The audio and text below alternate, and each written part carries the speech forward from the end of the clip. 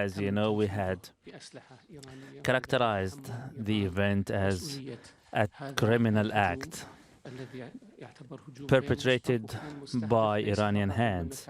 Not only Saudi Arabia was targeted, but it was the entire world. Impacting oil supplies in the global market will have an impact on each and every country and each and every human being worldwide. That's why this is an attack on humanity, on the whole world. That's why this attack was strongly condemned by more than 80 states. The last press conference we'd had from the Saudi authorities following on from those attacks last Saturday were in English, given by the Ministry of Defence. We can now talk to our correspondent, Adel Baig, who's in the Iranian capital, Tehran. And Adel, a familiar list, really, of accusations against the Iranian authorities coming from Saudi's Minister of State for Foreign Affairs. Yes, very much so. Again, appealing to the international community.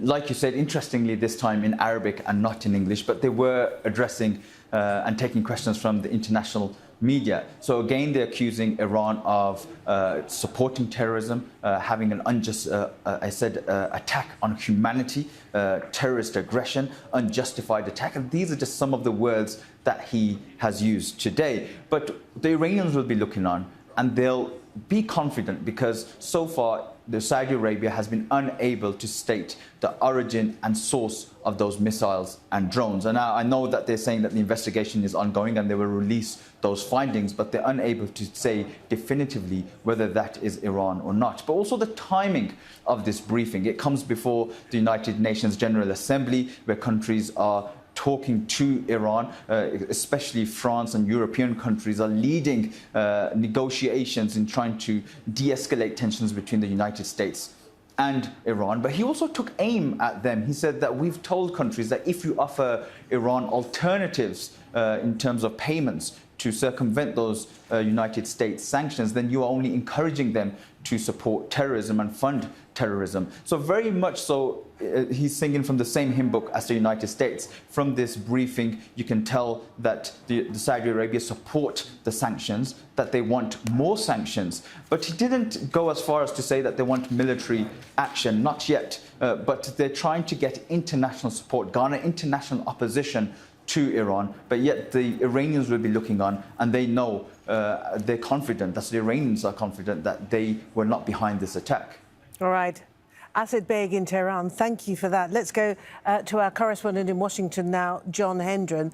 So there we saw the Minister of State for Foreign Affairs of Saudi Arabia questioned, not terribly robustly, but questioned about the additional US troops that are being sent in, not only troops, of course, but hardware as well, being sent in ostensibly then to beef up defences for Saudi Arabia and indeed the UAE.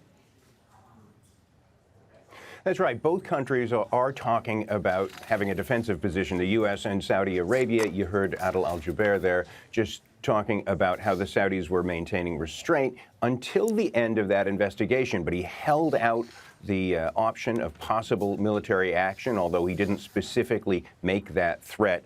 He said they're examining steps to be taken, waiting for the conclusions of that investigation.